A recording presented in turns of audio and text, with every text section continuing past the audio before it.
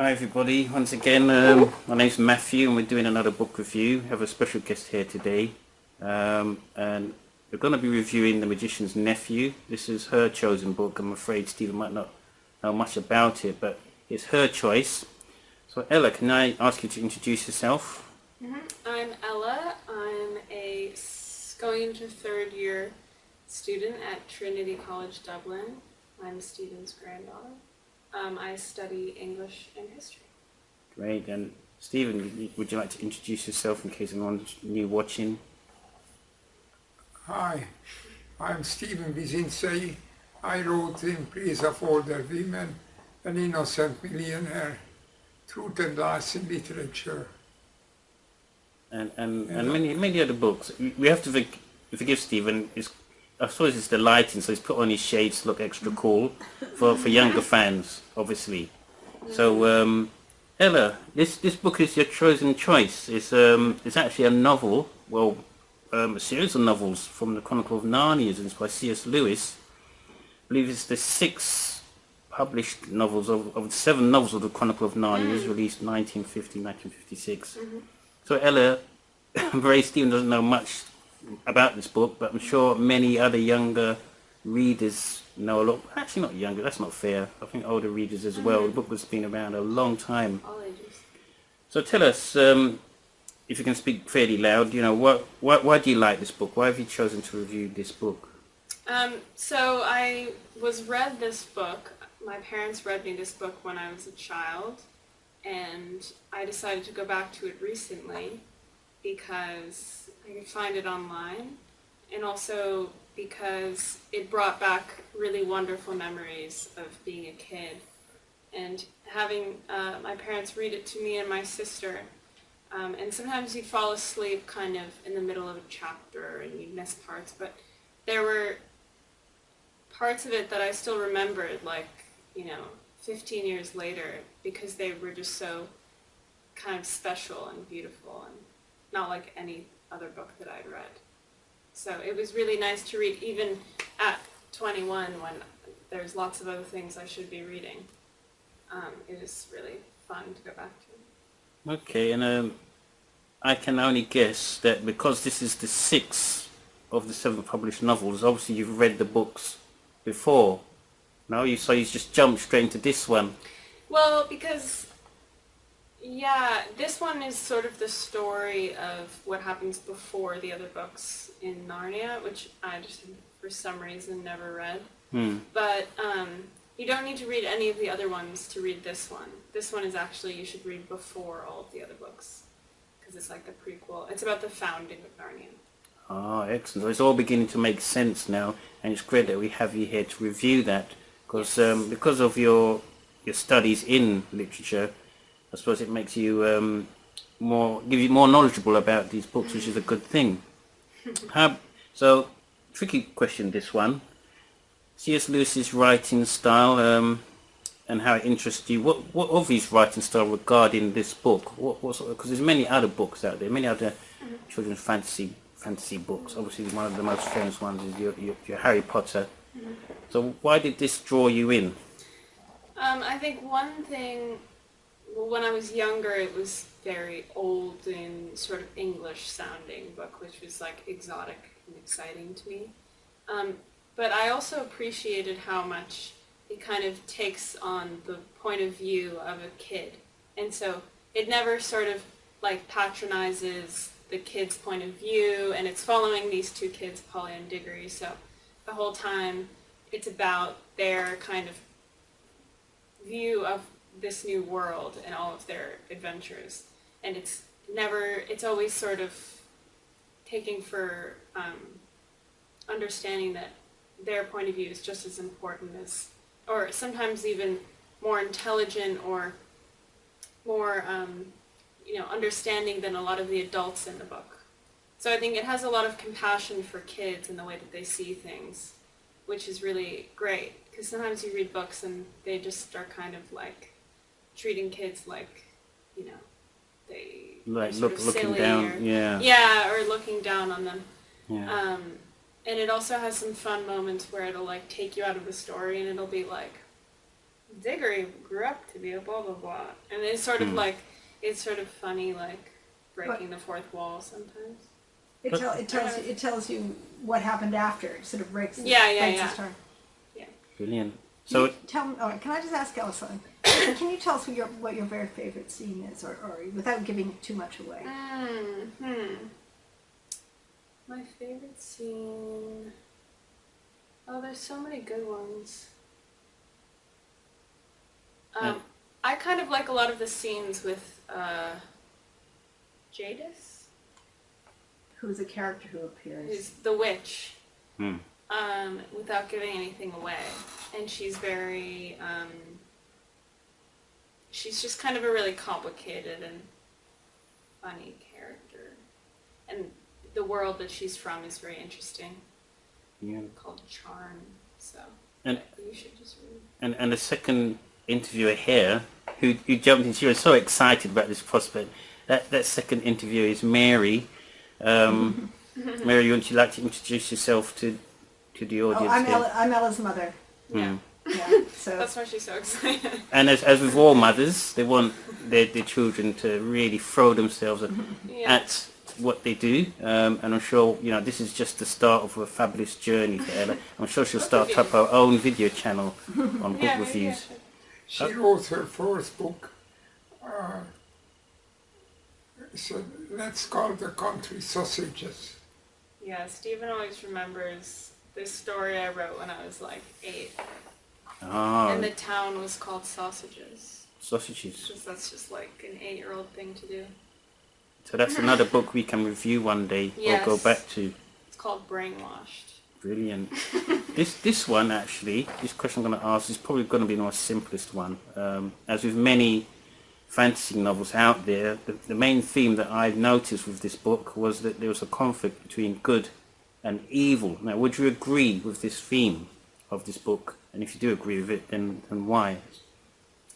Yeah, I mean, people know that C.S. Lewis, the author, was a very religious Christian man, and I think he's often drawing on these themes of kind of biblical allegories for good and evil, and doing the right thing, and kind of purity and stuff like that. But at the same time, there's lots of characters in it who are very kind of challenge the black and white view of good and evil, like Uncle Andrew, who's kind of very messed up in a lot of ways, but you also kind of like him or feel bad for him, and similar with the witch. So I think, and that's what makes it interesting, obviously. So sometimes there are things that are sort of simplistic, but there's other parts of it that make it more like real life, which is kind of good.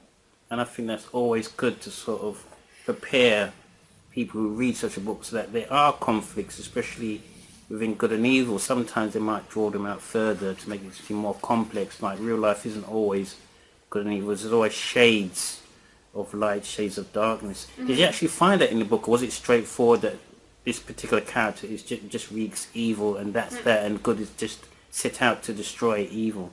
Is there anything you noticed in that book? So I would say like the overarching theme is that there's this source of good that they want to protect versus forces of evil. But then at the character level, people are more complicated than that, I think. If that makes sense. Mary, I was going to pick on you for a bit. Is there anything that you want to add to this, Mary, or you want to ask a question on regarding? Well, I don't know if I'd love to know a bit more about Charn and what makes it complicated. Oh, I don't know about complicated, but it's just an interesting place. Well, I don't want to give too much You away. want to give it?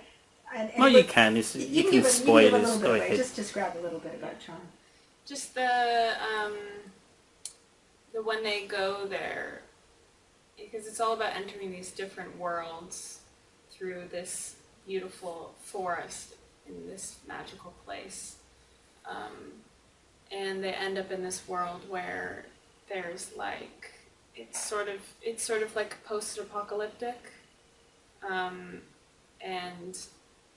it's full of these regal, like, huge kings and queens, but they're all like frozen in time because long ago this world was kind of destroyed by someone for evil reasons. But there's something about the images of like the worlds that they go into that are very great, like of these kings and queens in this line. Yeah. And you set that scene really nicely. I like the way you describe the actual environment. It does sound really magical, and it's getting me interested now. So it shows. It's available online. All right. Or you could pay for it. Probably. Well, this is one thing I'd like to do mention, because when you at the start of the interview and the review, you did mention online, and it goes to show how these days a lot of people, suppose, if they're desperate enough, they can actually download it. I wouldn't recommend it, but I suppose that's one way you can keep certain old books alive, particularly in the pandemic. Bookshops are going to be shut half the time. People are desperate to read things, and even with Stephen's books, they are now on Amazon. Stuff is being more online. You can read them off your mobile phone, off your tablet. It goes to show how far advancing now technology is when it comes to accessing such books. You mentioned a few things about characters, and I think it's only fair to ask you, let's talk about the characters. What were your sort of favourite characters, or the characters that you were drawn to? And I suppose I can't imagine you being drawn to any evil character. It's got to be one of the ones that are charging towards to conflict against evil. I kind of like Uncle Andrew. He's just a funny character. He's just really like sad. He is kind of evil, but he's also a funny character to read about. There's also a cab driver who's really fun. Yeah. And then obviously you have a soft spot for Holly and Diggory. So these are the characters you want to do well in the book and want to survive the journey. But you kind of want Uncle Andrew to fail, but okay. You don't want him to like completely fail. Yeah. That's fair. Yeah. Okay, I think this is the second to last question. I'm still intrigued in some sense because there's, over the past few years, there's been many children's books out there. Obviously, one of the bigger ones is your Harry Potter one. But looking back at The Magician's Nephew, I'm just interested in what other books could compare to this one. Yeah, maybe something like Alice in Wonderland. I mean, was it similar to The Hobbit or? No, That's Lewis Carroll. Yeah. Yeah, something like that, where You got a band of, because I've seen, you've got lots of movies and cartoons about the Chronicles of Narnia. I remember the famous cartoon. I don't know when it was released. It's quite an old cartoon. Yeah. And when I was watching that, I was thinking it's sort of style is similar to like The Hobbit in some sense. They go for the wardrobe, Lion Witch in the wardrobe, and it is like the Hobbit. They were friends. That's right. Tolkien and C.S. Lewis were friends. Yes. Oh. So you can But they're see sort the of different. Like C.S. Lewis is much more stripped down, whereas Tolkien was all about like building up the world as much as possible. But I guess it's similar to The Hobbit versus Lord of the Rings. brilliant. Yeah. And any other books you think this could be compared to, or you just want to just leave out The Hobbit and the older I stuff? haven't read a lot of children's books in a while. That's fine. So the killer question here, and I want you to really sell this to anyone watching the video. Why should anyone either read the Chronicles of Narnia or the Magician's Nephew? Want to really sell the book, not only to children, but to adults. Why should they read? Why should they go out and buy it or download it off the internet or whatever? I think if you're looking for something to escape into, something with kind of fun adventures that's not going to be too difficult to read, but will also take you into another world, with some humor in it and some drama, something like bedtime reading for a stressed out adult. This is a good book. Yep. Thank you very much, Shella, and thanks, Steve, and thanks for someone helping me out here, Mary. This is the second children's book. I promise next time We'll do a real book. Well, no, this is a real book. This is a real book. But we can do one of those adult books, one of those complex adult books. Maybe you could review it. I'm sure Stephen Stephen could do review that. it. Or Mary. Or Mary mom. can, Yeah. yep, Mary can be in front with you. I know she wanted. What was the book you wanted to do, Mary? Oh, I might do The Idiot the is one, Idiot isn't it? or Mon- Lost Mon- Illusions. Lost I might- yeah. Count of Monte Carlo, isn't it? Is the other Monte one? Cristo, Monte yes, Cristo, yes. that's it.